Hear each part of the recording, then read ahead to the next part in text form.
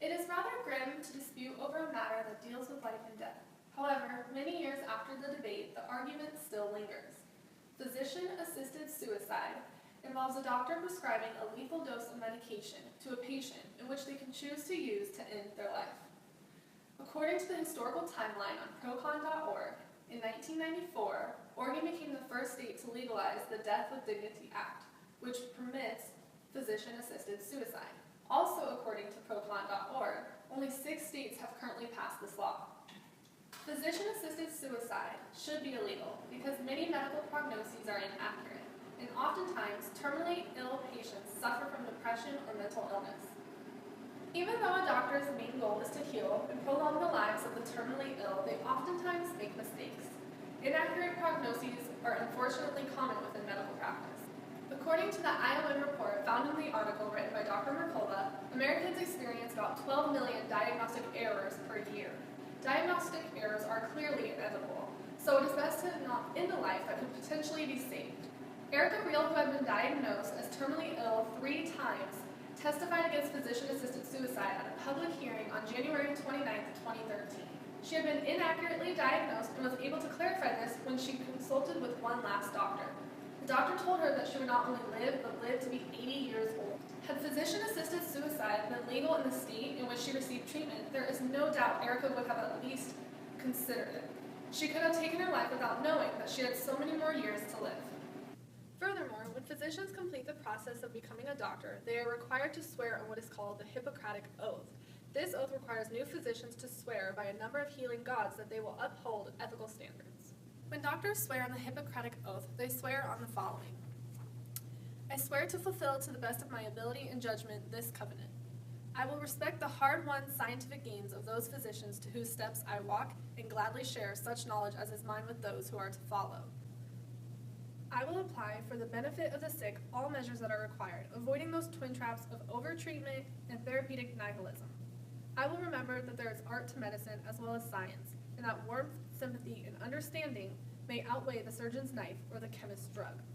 I will not be ashamed to say I know not, nor will I fail to call in my colleagues when the skills of another are needed for a patient's recovery. I will respect the privacy of my patients, for their problems are not disclosed to me that the world may know. Most especially must I tread with care in matters of life and death.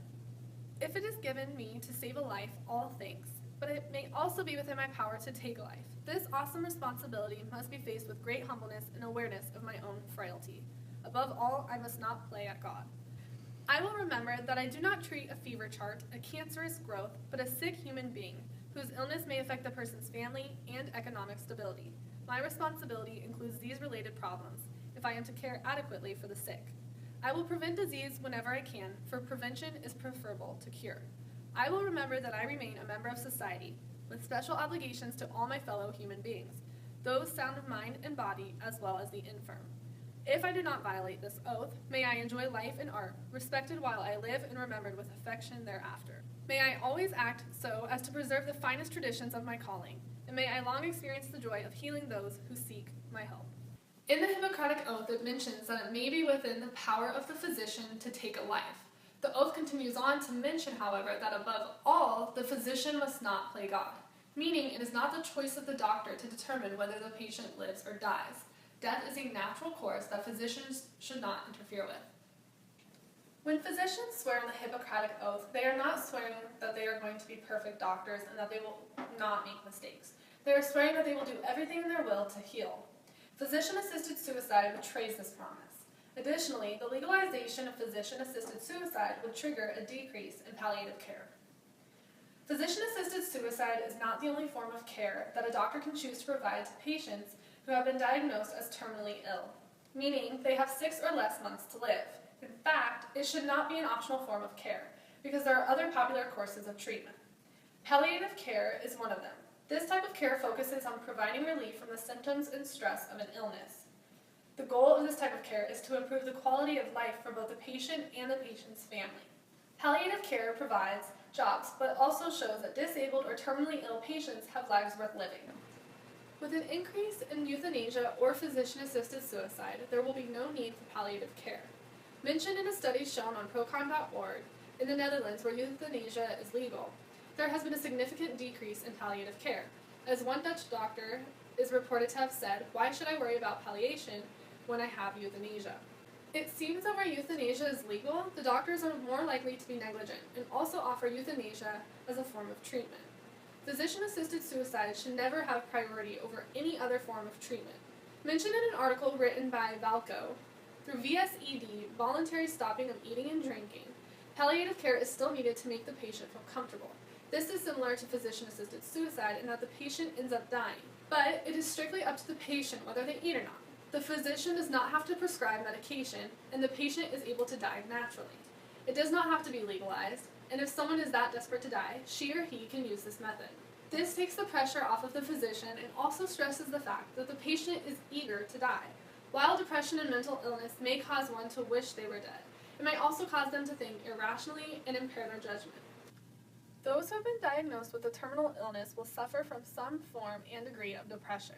When someone has been told that they have 6 or less months to live, it is impossible for them to not feel overwhelmed, stressed, and miserable. Depression can cloud one's judgment and make them feel uncertain about the life she or he is living. According to Oregon's Death with Dignity Act, a person who seeks to employ the law must not be influenced by depression. It is practically impossible to determine whether or not one's depression is a factor in their judgment of ending their life. Even if they are not medically diagnosed with depression, they are in all likelihood upset and emotional. Many patients are struggling and find it difficult to see themselves in a future that is different than the one they are presently living. Also, some people are not suddenly diagnosed with an illness, but may have been born with an illness or disability. Legalizing physician-assisted suicide not only increases the view that terminally ill patients and the elderly are a burden, but also that disabled lives are not worth living. Those who have a more challenging lifestyle than others should never feel as if they are a burden to their loved ones and doctors. An example of how life can get better despite tribulation can be witnessed through the story of Anthony Orifice. Orifice hit a telephone pole at 100 miles per hour when he was only 19 years old. The doctor said he would not survive, but he did. The accident left him paralyzed from the chest down. Anthony said, "All you are thinking is the worst, worst, worst. Everything you cannot do." He wanted to be dead. 2 decades later, he is married, has a child, and is the owner of a successful business. He tells people that depression is often part of the healing process. People worry that the momentary depression in their life is everlasting. In the same way, many disability rights advocates worry that if physician-assisted suicide becomes legal, depression and incorrect prognoses may lead people with disabilities to end their lives prematurely. No matter how poor the situation and how challenging the life, it is something that should not be taken for granted. Every life has its obstacles, and getting through those obstacles is a much greater accomplishment than handing oneself over to death. Although death is inevitable, that does not mean that a physician should have the ability to guarantee it to a patient. After all, a human's purpose is to live their life to the fullest here on earth and make every single living moment count. As many people know, it is impossible for all medications and treatment to not have imperfections. Although death is inevitable, that does not mean that a physician should have the ability to guarantee it to a patient. After all, a human's purpose is to live their life to the fullest while here on earth and make every single living moment count. As many people know, it is impossible for all medications and treatment to not have imperfections. And many people are finding out that that is the case with these lethal doses of medication. Though 94% of patients died without complications, 19 patients regurgitated the medication before dying. According to an article written by O'Reilly, David Pruitt, a lung cancer patient, awakened 65 hours after taking the dose prescribed to kill him. Knowing that the prescription may or may not work, or that complications may occur before dying, makes the thought of death even more unbearable. According to the article, complications with assisted suicide, barbiturates are the most common substances used for assisted suicide in Oregon and in the Netherlands. Overdoses of barbiturates are known to cause distress. Extreme gasping and muscle spasms can occur. While losing consciousness, a person can vomit and then inhale the vomit. Panic, feelings of terror, and assaultive behavior take place from the drug-induced confusion. Other problems can include difficulty in taking the drugs, failure of the drugs to induce consciousness, and a number of days elapsing before death occurs. Frequent complications occur during physician-assisted suicide. Oftentimes, the doctors even have to administer a toxic injection in order to complete the patient's dying wish. Countless medical prognoses are mistaken, and oftentimes, terminally ill patients suffer from depression or mental illness. Therefore, physician-assisted suicide should be illegal. People who are depressed or who suffer from mental illness should not be able to declare whether they live or die because of their impaired judgment. Majority of doctors do not believe in physician-assisted suicide. If the doctors themselves are going to be responsible for aiding the patient in their decision of life or death, these doctors should have some say.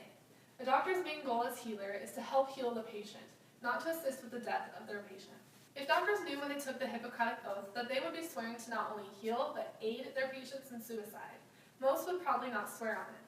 Legalizing physician-assisted suicide provides patients with death as an immediate course of action and an option which they can choose over life. Death should not be a choice but an inevitable happening in which no one can avoid. Death should only make an appearance when the time has come, not when the time has been chosen.